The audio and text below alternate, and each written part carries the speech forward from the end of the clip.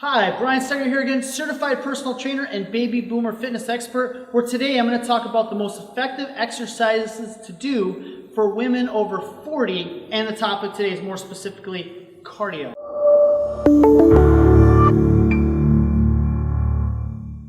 So cardio, we've talked about in videos earlier. We need to prioritize weight training and HIIT training. So we're going to demonstrate some different cardio activities that you can do and apply into your resistance training program. It's going to get you great results to help you stay lean, and that these two have used steadily in their workouts and sometimes scream at me about because it gets them great results, but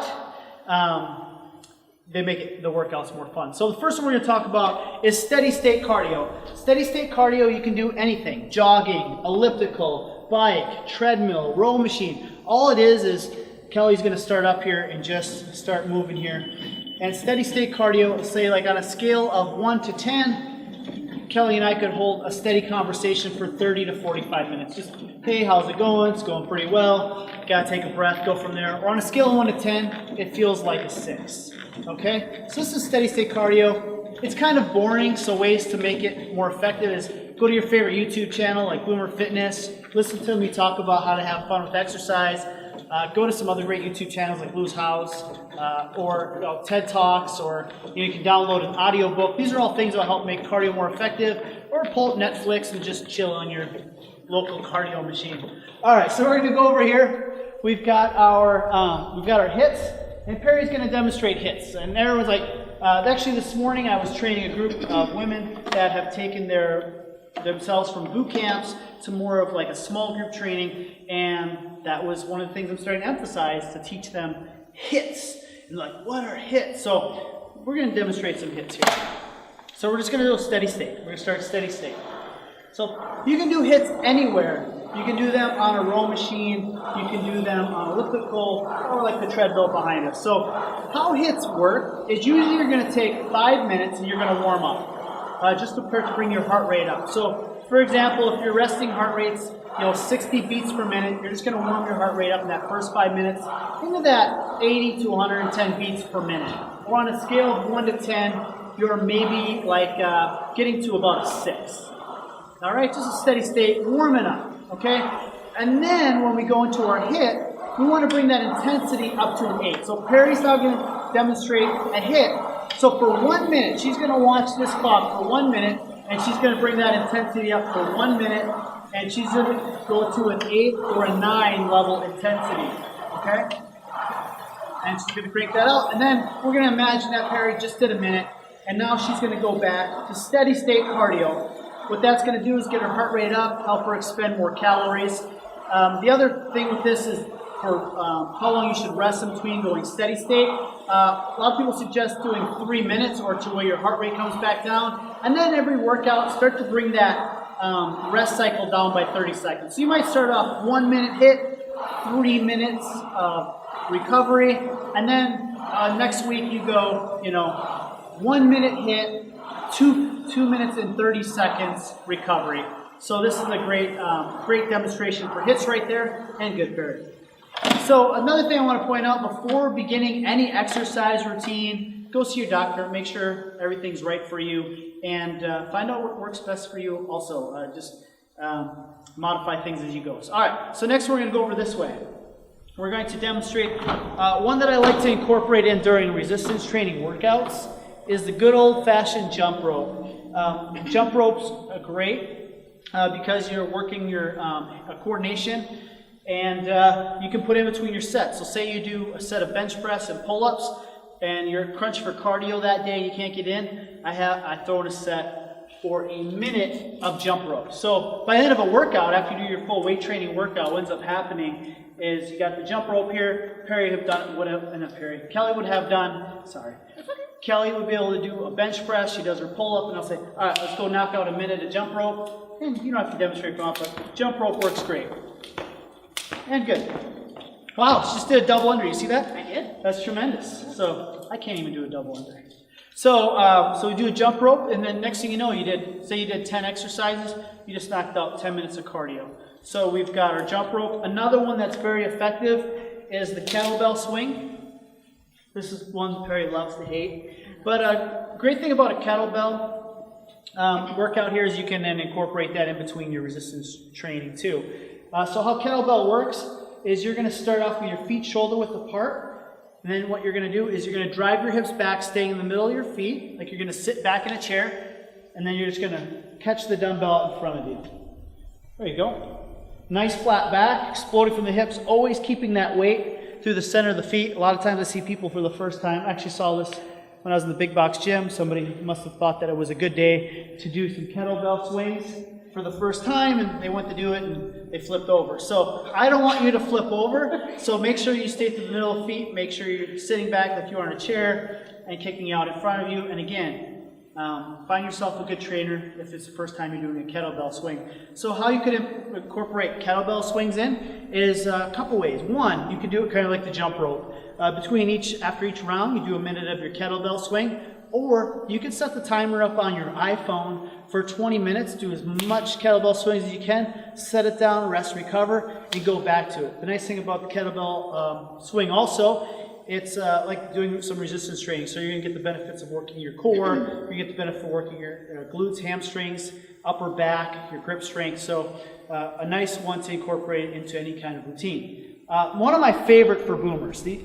two ladies are not boomers, but one that I do enjoy for boomers is the rope whip.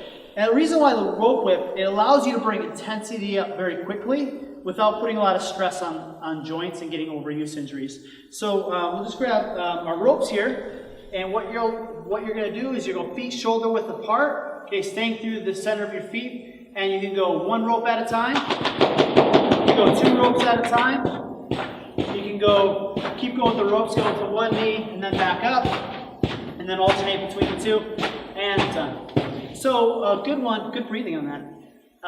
So with the rope whip, one thing that I saw that's very effective out there is going 30 seconds on, 30 seconds off, and doing that for 10 minutes after doing a circuit of resistance training. So maybe you do a bench press, maybe you do a pull down, maybe you did a deadlift, and then you did some walking lunges.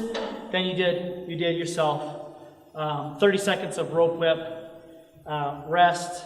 You did that circuit, you did say 4 rounds of that, and then now you do your 30 seconds rope whip, rest 30 seconds, and then back on, and do that for 10 minutes.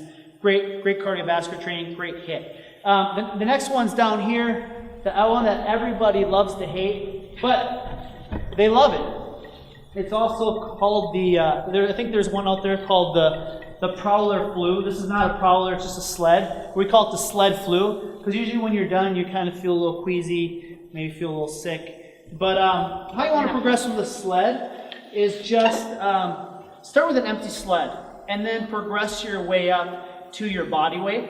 And you'll go 1 round down, rest 30 seconds, and back, and do 3 sets of 3. So Perry's going to demonstrate the sled push.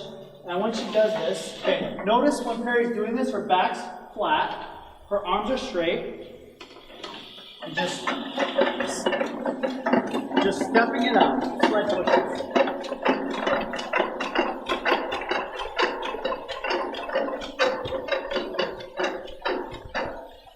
And then Perry would rest. Perry would then rest 45 seconds to 35 seconds, and then push back down, and then that would be 1. And she would do 3 sets of that. And you can do sleds on their own before you're doing some steady state cardio, or you can do some sleds after a number of circuits on a leg day or an upper body day. So those are some effective cardiovascular exercises that you can start adding in. That's going to give you the hit benefit and get you that extra calorie burn and help you stay lean, toned, and strong like these two. What benefits have you noticed by incorporating these into your routine? Metabolism.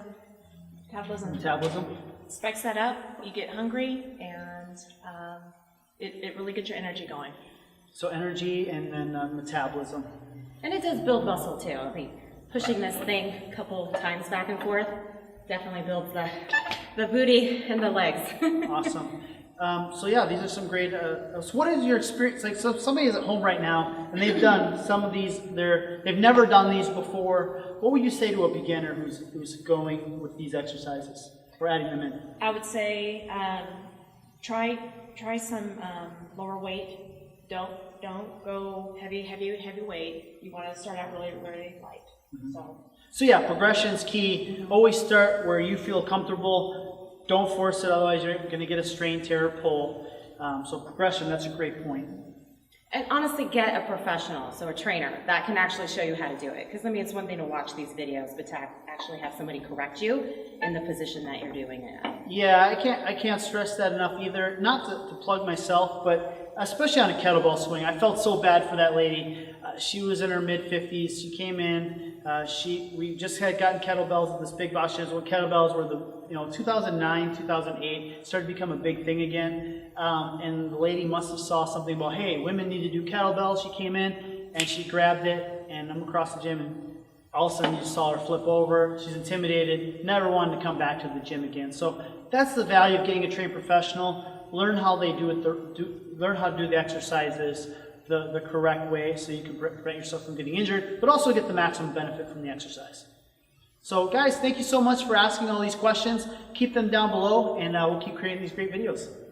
I would love to hear what you liked best about this video. So down below, you'll see a comment section. Just leave your comments, and I want to thank you so much for the comments you've been leaving me over the months, and I've been getting back to filling those out. Also down below in the description box, you'll see a link, and in that description box with that link, you want to click it, and it's going to take you to another page where you're going to get 4 free workouts. To get those 4 free workouts, you just have to enter your email address. So go down below, click the link, and we're going to get you those workouts right away by entering your email address.